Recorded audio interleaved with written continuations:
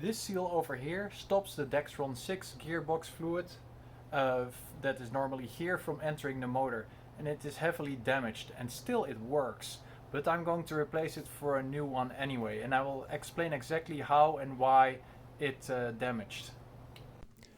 So this is a still from one of the previous episodes, and you can see clearly that when I took out the primary shaft from the gearbox, there's a gap between the gear and the bearing, and that's because the nut was completely loose. Less than 1/4 turn and the nut came completely off. This picture shows the old seal with the damage and a new replacement seal right next to it. Here you can see that the lip of the seal contains a lot of cracks. 2 of the cracks go all the way through the entire lip. The rest of the cracks are like 80% deep. This picture shows the correct situation where the bearing touches the gear and the bearing lock nut touches the bearing.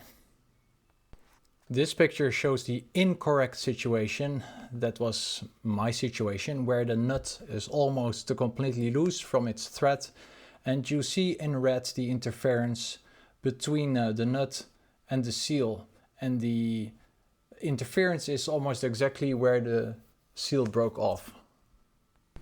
Here you can see that the 2 surfaces of the seal lip that are supposed to do the sealing are still at least partially intact, which explained why the seal was still functioning correctly. Also, you can see the garter spring is still there.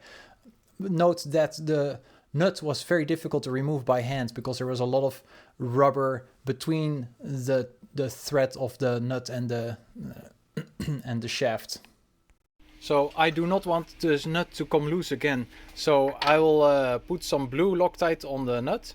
Blue, so you can remove it in the future when you want to replace this bearing. And also do not put the Loctite here, because then if you put too much on it, the Loctite goes in the bearing. Also make sure the shaft is horizontal, so excess Loctite falls to the ground and does not fall into the bearing. And I'm going to fasten it as good as possible with this tool. Here you see the amount of Loctite applied. I forgot to say, before you glue it with Loctite, first clean the threads with acetone. I bought these 2 seals off AliExpress. This is a rubber seal, very similar to what was in the car. And this seal is Teflon, came with a protective sleeve. There's 3 lips, 2 to keep the fluid out, and 1 excluder, which is this one on top, to keep the dirt out of it. This is like a rubbery material. If you push it, it remembers its old position, so it flops right back to where it was. If you do that with Teflon, it will not flop back to where it was.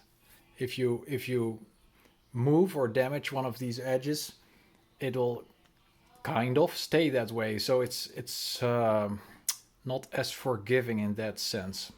Next we have to choose a seal, like the rubber seal or the Teflon seal. So we're going to let the dog choose what is the best option, because I have really no idea.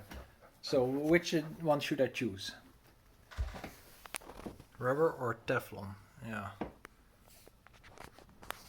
Rubber. Okay, thank you. So I think the dog is right. If you look at the rubber seal on the left, there's roughly 10 times more space between the lip of the seal and the closest metal edge compared to when you use the Teflon seal on the right. You could, if you buy that triple lip Teflon seal on the right, you could just cut away the outer seal, the rightmost seal in this image, and then you have a clearance that is again similar to the one on the left, or even a bit bigger.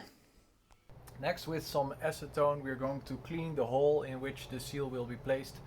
Do not clean the seal with acetone, because the acetone may damage the seal. And next we take a hammer and some kind of tool, and then we can just hammer the seal into place. By the way, if you are like me and you removed the C-clip from its groove over there, then before you put the seal back here, you may want to go to your local dentist, get this tool, and then scrape out the old the glue that is here and make it nice and smooth again, because You want to glue this thing back together like it was, I guess, because this is the only thing that determines the axial position of the rotor. Finally, you want to check with this feeler, for example, if the seal gap is 0 everywhere between the seal and the housing, so you can feel it all around to make sure that the seal is in straight. So that's the final check, and then we're done.